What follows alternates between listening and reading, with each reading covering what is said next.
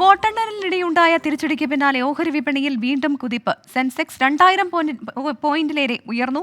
Nifty 22,500 മുകളിലാണ്. എല്ലാ മേഖലകളും നേട്ടത്തിലാണ്. ക്രിസ്റ്റീന ചെറിയാൻ ചേരുന്നുണ്ട് ഫൈനാൻഷ്യൽ ഡെസ്കിൽ നിന്നും. ക്രിസ്റ്റീന, കഴിഞ്ഞ ദിവസം എക്സിറ്റ് പോൾ ഫലങ്ങൾ പുറത്തു വന്നപ്പോൾ നമ്മൾ കണ്ടതാണ് ഓഹരി വിപണി വലിയ രീതിയിൽ നേട്ടമുണ്ടാക്കുന്നത്. അതിനുശേഷം ഫലപ്രഖ്യാപനം, ഓഹരി വിപണി മൂക്കുകുത്തുന്നു, വീണ്ടും ഒരു ഉയർച്ച. അങ്ങനെ ചെറിയ രാഷ്ട്രീയ രംഗത്തെ മാറ്റങ്ങൾ പോലും ഓഹരി വിപണിയിൽ കൃത്യമായി പ്രതിഫലിക്കുന്നുണ്ട്. നിലവിലെ അവസ്ഥ എന്താണ്?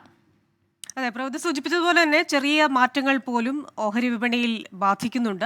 എക്സിറ്റ് പോൾ ഫലങ്ങൾ വന്നപ്പോൾ കുത്തനെ ഉയരുകയായിരുന്നു ഓഹരി വിപണി. സെൻസെക്സ് 76,000 പോയിന്റ് കടക്കുന്നു, നിഫ്റ്റി 23,000 പോയിന്റ് കടക്കുന്നു. വലിയ നേട്ടം എല്ലാ മേഖലകളിലും ഉണ്ടാക്കുന്നു. പ്രത്യേകിച്ച് അംബാനി, അദാനി എന്ന് പറയുന്ന വ്യവസായികളുടെ ഓഹരികൾ, അതായത് അദാനി ഗ്രൂപ്പിന്റെ ഓഹരികളും അതേപോലെ തന്നെ റിലയൻസ് ഇൻഡസ്ട്രീസ് ഗ്രൂപ്പിന്റെ ഓഹരികളും ഒക്കെ വലിയ ഉയരത്തിലേക്ക് പോകുന്നത് നമ്മൾ കണ്ടു. പക്ഷേ പിറ്റേ ദിവസം തന്നെ ഇലക്ഷൻ ഫലം വന്നപ്പോൾ ഒരു സുസ്ഥിരമായ ഗവൺമെന്റ് അല്ലെങ്കിൽ ഒരു ഭരണ തുടർച്ച ഉണ്ടാവില്ല എന്ന സൂചനകളൊക്കെ വന്നപ്പോഴേക്കും ഓഹരി വിപണിയിൽ വലിയ ഇടിവാണ് ഇന്നലെ രേഖപ്പെടുത്തിയത്. വിപണി 70,000 താഴെ പോകുന്ന ഒരു കാഴ്ച വരെ ഇന്നലെ നമ്മൾ കണ്ടു. അതേപോലെ തന്നെ 40 ലക്ഷം കോടിയോളമാണ് ഇന്നലെ വിപണിയിൽ നിന്ന് മൊത്തം വിപണി മൂല്യത്തിൽ നിന്ന് കുറവുണ്ടായത്. നിക്ഷേപകർക്ക് ഒരു 30 ലക്ഷം കോടിയോളം നഷ്ടമായി എന്നും ഇന്നലത്തെ കണക്കുകൾ വ്യക്തമാക്കുന്നുണ്ട്. ആ ഒരു ടെൻഡൻസിയാണ് ഇന്ന് മറികടന്നിരിക്കുന്നത്. ഇന്നിപ്പോൾ സ്ഥിരമായ ഒരു ഗവൺമെന്റ് വരും. അതിൽ മറ്റു പാർട്ടികളുടെ പിന്തുണയുണ്ടെങ്കിൽ പോലും NDA സർക്കാർ തന്നെ വരുമെന്ന സൂചനകൾ വരുന്നു. അക്കാര്യത്തിൽ ചർച്ചകൾ പുരോഗമിക്കുന്നുവെന്ന സൂചനകൾ വരുന്നു. അതുകൊണ്ട് തന്നെ ഇന്ന് വിപണി ഒരു നേട്ടത്തിലാണ്.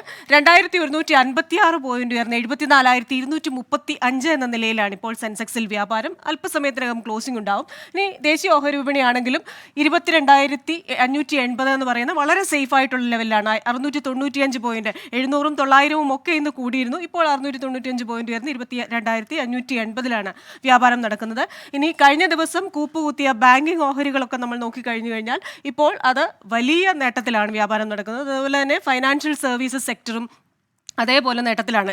ഇന്ന് നേട്ടത്തിലല്ലാത്ത മേഖലകൾ ഇല്ല എന്ന് തന്നെ നമുക്ക് പറയേണ്ടി വരും. FMCG നോക്കിയാലും, ബാങ്ക് നോക്കിയാലും, ഓട്ടോ ഓഹരികൾ നോക്കിയാലും, മെറ്റൽ ഓഹരികൾ നോക്കിയാലും ഇതെല്ലാം ഇന്ന് നേട്ടത്തിലാണ്. അപ്പോൾ അതുകൊണ്ട് തന്നെ സുസ്ഥിരമായ ഒരു ഗവൺമെന്റ് വരുന്നു എന്നൊരു തോന്നലുണ്ട്. പക്ഷേ വരും ദിവസങ്ങളിലെ രാഷ്ട്രീയം, മന്ത്രിസഭയിലെ ഘടന എങ്ങനെയായിരിക്കും, അതേപോലെ തന്നെ റിസർവ് ബാങ്കിന്റെ ധനനയ പ്രഖ്യാപനത്തിൽ പലിശ നിരക്ക് കുറയുമോ, ഇതെല്ലാം അടിസ്ഥാനമാക്കി വരും ദിവസങ്ങളിലും വിപണികളിൽ ചാഞ്ചാട്ടം ഉണ്ടാകാൻ സാധ്യതയുണ്ടെന്നാണ് വിദഗ്ധർ പറയുന്നത്.